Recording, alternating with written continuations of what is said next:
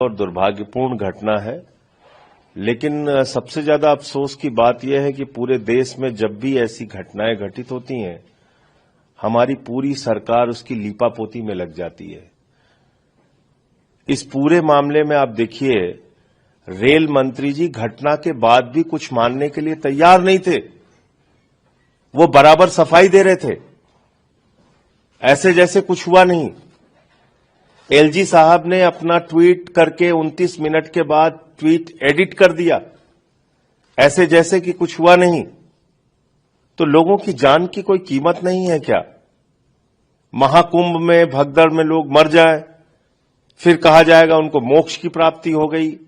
17 घंटे तक उत्तर प्रदेश की सरकार स्वीकार नहीं करेगी कि कुछ हुआ है।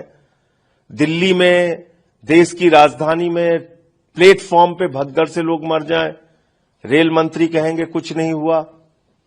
हजारों की संख्या में वहां भीड़ दिख रही है, उसको नियंत्रित करने के लिए कोई रेलवे का प्रशासन नहीं है, और पूरे मामले पे लीपापोती शुरू। ये बहुत दुर्भाग्यपूर्ण है।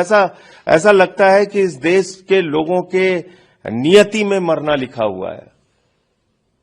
कभी आपको नोटबंदी के बाद लाइनों में खड़े होकर मरना है, कभी कोरोना की महामारी में मरना है, कभी पटरियों पे चलते हुए थक के सो जाए तो आपको मरना है, कभी फ्लाईओवर के गिरने से मरना है, कभी पुल के टूटने से मरना है, कभी रोजगार मांगने पे पुलिस की लाठी से मरना है, कभी फसल का दाम मांगने पर मरना है, कभी कुंभ के मेले में मरना है, कभी प्लेटफॉर्म पे मरना है।